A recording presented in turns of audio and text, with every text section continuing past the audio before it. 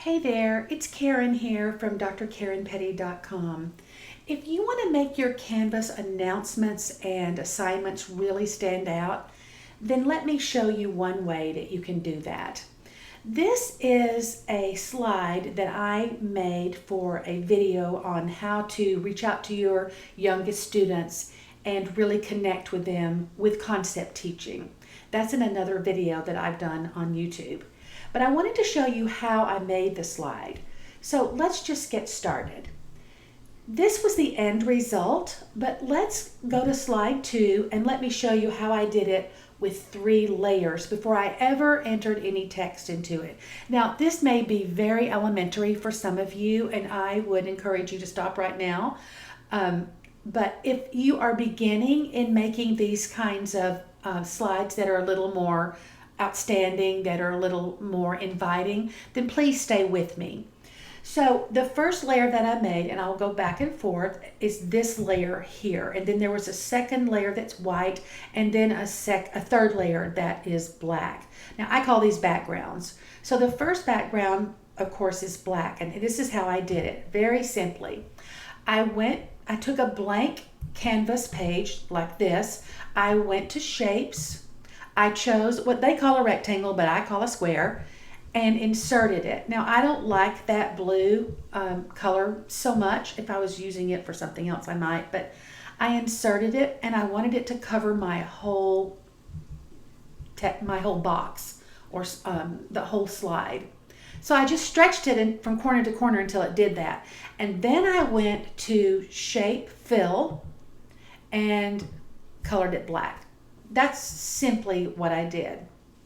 And so for the second one, the second layer or background, I made another one, went back to Shapes, inserted another rectangle, square, and filled it white, stretched it from corner to corner. Now, well, almost. I wanted it to leave a little bit of the black showing, and so this is what it looked like. And then for the third layer, I inserted this final shape, same place, back up to Shapes, and then I stretched it to a little bit smaller so that I could see some of the white background, and then I used the Shape Fill to fill it once more in black. And that gives me my 3 layers. Now I see that mine are on this slide, they are not perfectly aligned, but you know I always say that done is better than perfect. And so that is simply how I did it before I went on to inserting any of the text or the graphic. All right, so let's go back up to the first slide, and then I'll show you what I did here. Now, I love things that are coordinated, that are consistent. I think they're more pleasing to the eye, and they just make me a little happier. And so I choose a color palette whenever I am making something like this. And for this palette, you can see that I used my rainbow clip art. I simply, and this is so simple, and it is the best tip ever, I simply went up to,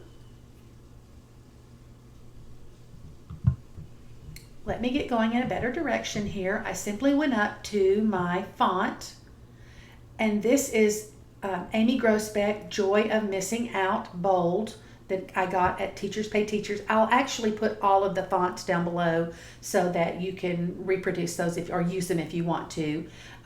Go to Teachers Pay Teachers and get tons of fonts. You can also get them from defont.com. I'll put that down below as well. But this is an Amy Grosbeck. And so I just highlighted the first letter. Now these were all in black when I initially did this. So walk with me here and let's see how I did it. And then I went to where you would color, you would color your font, and I clicked on more colors and found my color picker, which I just love. I clicked on my color picker and I took it over to my graphic. This is exactly what I did. And I found this particular color so that I could reproduce it. And now it's showing up here. Now I like to move mine over and save them here in these little, in these 2 bars or 2 rows. And so now I've saved that one. And as you can see, I've already saved the yellow as well. I went I'm going to say, okay, I want to keep that one. And then I'm going to move over to yellow. And I'll show you how I did that. Go back up, go down to more colors. And you're going to use your color picker and you're going to move it over to yellow. So it does not matter what graphic you decide to insert here. You can always make your color palette by using the color picker under the more colors. Now I know some PowerPoint versions have the color picker where it is more readily available, but in my version I have to click on more colors in order to access it.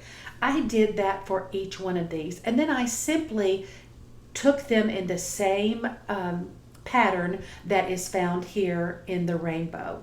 And then of course I used the white because I had the white here. I just think it keeps it all very uniform. Okay, so enough about that, and let me keep going. I wanted to feature spelling words here. So in this video that I made, I literally made a video of this page and called out the spelling words to the students. So I wanted to have an identifier or a locator. So I used this arrow, which came from Shapes. Let me go back up and show you. And I found it here under block arrows. Now there's so much there to choose from. You could use any of these to dress it up more, dress it down, make it thinner. You could put in a thin arrow, and then you could use this to bring it around or swing it around so that it's pointing in the direction that you choose.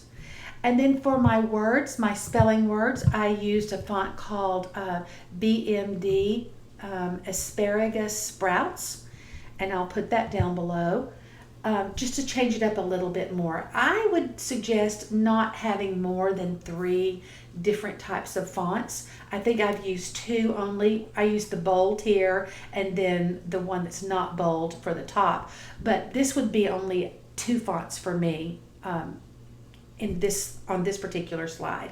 And I would suggest that you just don't overcrowd it with lots of bells and whistles, because you do want it to be as easily accessed and read as possible by our youngest students.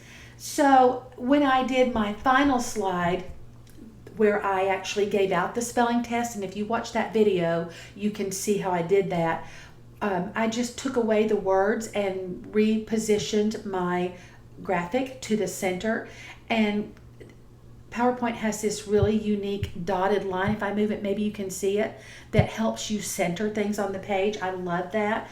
It reminds me of Canva, not Canvas, but Canva.com, where I make a lot of things there as well, and it reminds me of that, where everything can stay centered and sort of crisp and clean.